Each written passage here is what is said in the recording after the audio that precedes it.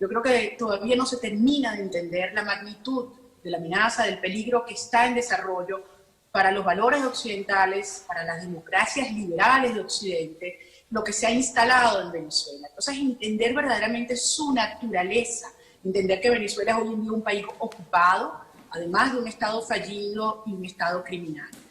Mira, Álvaro, muchas veces se simplifica y se dice, bueno, la dictadura venezolana, cuidado, cuidado. Esto es un régimen inédito que tiene tres componentes. Tiene un componente ideológico, sin duda. Tienes a toda la izquierda mundial apoyando este sistema detrás de la fachada del Foro de Sao Paulo, más recientemente el Grupo de Puebla, que han encontrado, y esa es la segunda dimensión, como un instrumento a los efectos de ampliar y profundizar su control en las redes criminales. Y esa es la segunda dimensión. En Venezuela ha convergido, y esto no tiene precedente en la historia, el crimen organizado internacional con el terrorismo internacional, encontrando servicios logísticos en nuestro país que los ofrece el propio Estado. Y el tercer componente es un componente geopolítico. Hace algunos años nos llamaban exagerados, que teníamos teorías de conspiración cuando alertábamos no solamente del vínculo con el régimen cubano, que hoy en día controla desde las notarías hasta los servicios de inteligencia, hasta las Fuerzas Armadas venezolanas, pero ya ha quedado más que evidente las relaciones descaradas con regímenes como Rusia, China, Irán, Turquía y Siria.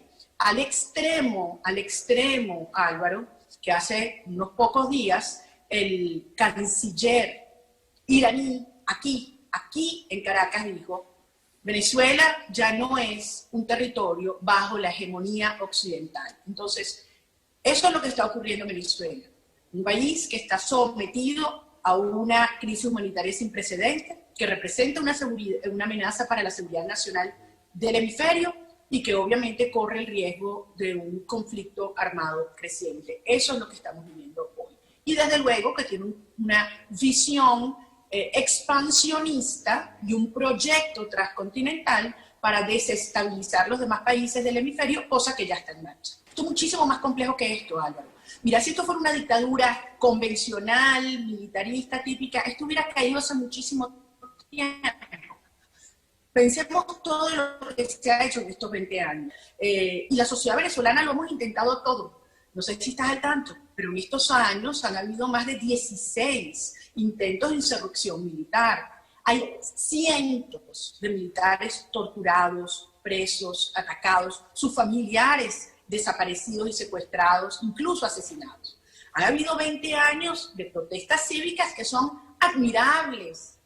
Álvaro, son millones de venezolanos en la calle enfrentando unas fuerzas represivas despiadadas. Y desde luego han habido algunas acciones internacionales importantes para ir aislando el régimen y cortando sus fuentes de financiamiento criminal. El problema es que esto hay que articularlo y convertirlo en una verdadera amenaza real, porque no son políticos malos, no son políticos autoritarios o totalitarios lo que enfrentamos. Son criminales y psicópatas. Es otra cosa totalmente distinta.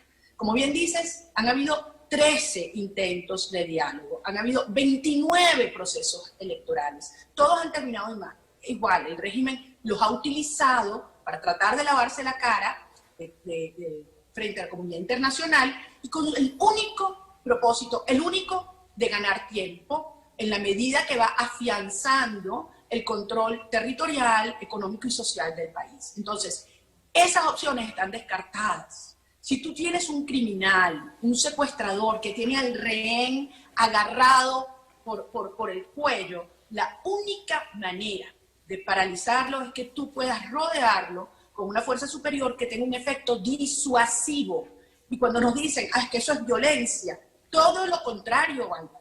Lo que queremos es parar la violencia que está cobrando miles de vidas, muchas de ellas silenciosamente, porque son nuestros niños que se mueren de hambre, nuestros jóvenes asesinados por el conflicto armado en la calle, y desde luego un país que se desangra con unos niveles de migración de venezolanos que huyen y que además hoy en día nos los deportan de regreso, como estos 16 niños que Trinidad y Tobago acaba de deportar la semana pasada. Es una cosa criminal que obviamente busca y que va a desestabilizar a toda América Latina. Creo que los retrocesos fundamentalmente se deben a que hemos subestimado la naturaleza del monstruo, del conglomerado que estamos enfrentando, y que la mayoría de nuestros países han creído que esto es una lucha individual. Yo creo que el drama de la pandemia ha hecho que muchos incluso se encierren y ver cómo pueden paliar los efectos en la economía o en la sociedad y no entender que este es un sistema que está avanzando y que, como tú bien dices, además tiene un carácter transcontinental. Porque no es solamente Venezuela, basta con ver lo que está pasando en España hoy en día.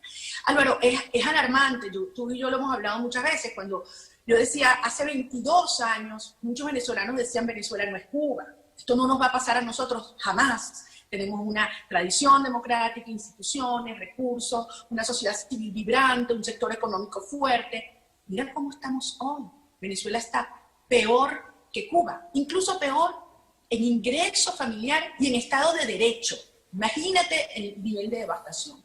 Bueno, yo hoy escucho argentinos que dicen Argentina no es Venezuela, México no es Venezuela, España no es Venezuela.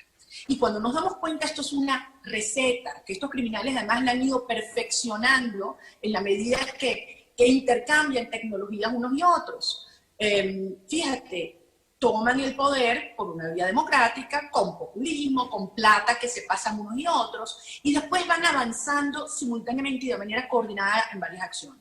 Buscan cambiar la Constitución para prorrogar los periodos presidenciales, para darle más poder al sistema presidencial, para acabar con el Estado de Derecho. 2, infiltrar la justicia. Mira lo que ocurrió en Venezuela, una racia, pero mira lo que está pasando en Brasil, en Colombia, en Argentina. Por supuesto, el ataque feroz a los medios de comunicación. El caso venezolano y el caso ecuatoriano son emblemáticos, también en Argentina lo estamos viendo ahora.